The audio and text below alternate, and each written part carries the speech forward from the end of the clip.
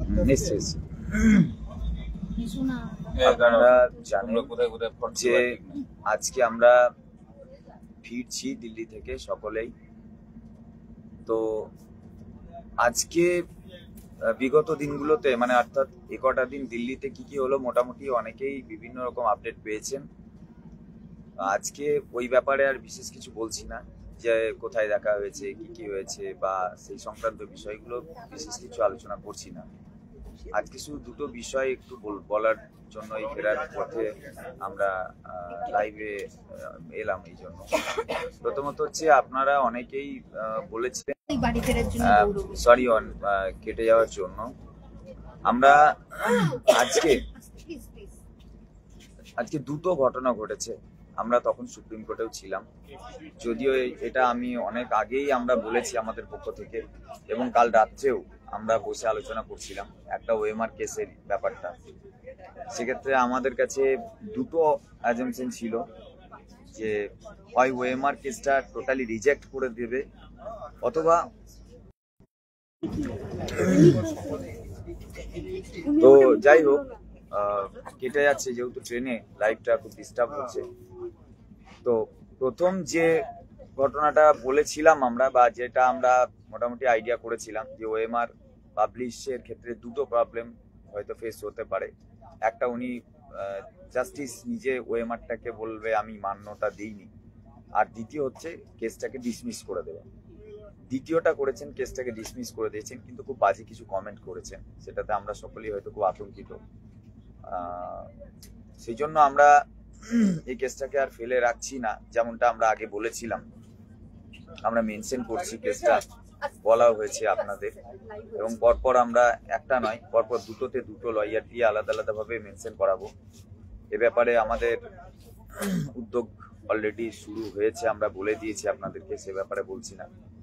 ইতিমধ্যে আপনাদের পক্ষ থেকে একটা বারবার রিকোয়েস্ট আসছিল, যেটা আমাদের লয়ারদের পক্ষ থেকে নিষেধাজ্ঞা ছিল, সেটা মিসলেনিয়াস অ্যাপ্লিকেশনের।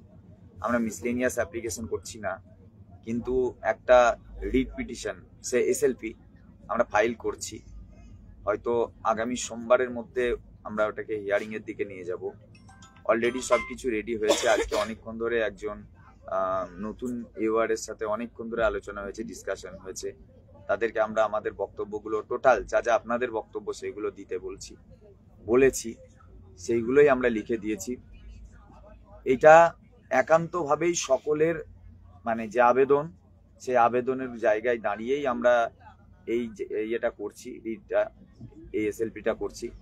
কারণ অনেকেই খুব উদ্গ্রীব, আমরাও খুব শঙ্কিত যে পরীক্ষাটাকে যে কোনো মূল্যে বন্ধ করা বা বন্ধ করার জন্য সুপ্রিম কোর্টে। কিন্তু আপনারা যেমনটা আগেও দেখেছেন বা এখনো দেখছেন, যে বিচারপতিদের যে মেন্টালিটি, আগের দিন আপনারা মানে যেদিন বিকাশ রঞ্জনের কেস উঠেছিল সেদিন একরকম আপনারা কমেন্ট শুনেছিলেন, আজকে একরকম কমেন্ট শুনছেন।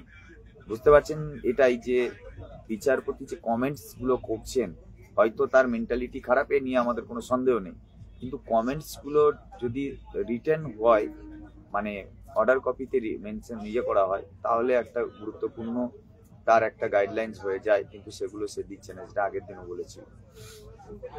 তো আমরা বরাবরই যেটা বলে এসেছি, সঞ্জয় কুমার তিনি কিন্তু ভয়ঙ্কর রকমের আমাদের ব্যাপারে অ্যাগ্রেসিভ, যে কারণে আমরা বারবার স্থির হতে চাইছি।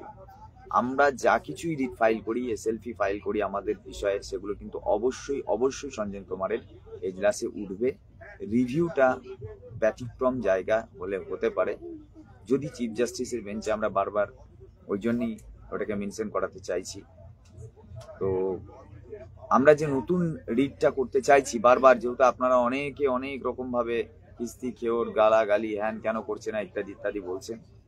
হ্যাঁ, আমরা বলেছিলাম 2 সপ্তাহ দাঁড়িয়ে যেতে, যেহেতু এটা লয়ারের সাজেশন ছিল, কিন্তু আমরা হাইকোর্টের যে বিষয়গুলো ছিল সেই বিষয়গুলো দিয়েই যাতে আমরা এগিয়ে যেতে পারি, কিছু এক্সট্রা মানে পয়েন্ট যোগ করে, সেই নিয়ে আমরা মোটামুটি আজকে কথা বলেছি। আমরা হয়তো সামনের সোমবারের মধ্যে এই ব্যাপারটাকে ক্লিয়ার করে ফেলতে পারবো, মানে তুলতে পারবো। এবার দেখুন, বিচারপতির মেন্টালিটি এবং আমাদের প্রতি তাদের সহানুভূতির জায়গা থেকে দাঁড়িয়েই কিন্তু বিষয়টাকে ভাবতে হবে। কারণ ল অনুযায়ী যে কিছু হচ্ছে না, সেটা যদি এখনো আমাদের কাউকে বোঝাতে হয় বা ভাবাতে হয়, সে নিয়ে তো কোনো সন্দেহ নেই। কারণ তখন অনেকে ভাবছিল যে আমরা শুধু আমাদের লয়ারগুলোকেই দেখতে পাচ্ছি বা আমাদের বক্তব্যগুলো দেখতে, এখন তো অনেককে দেখতে পাচ্ছেন। সিচুয়েশন কিন্তু কোনো পরিবর্তন নেই কোর্টের মধ্যে।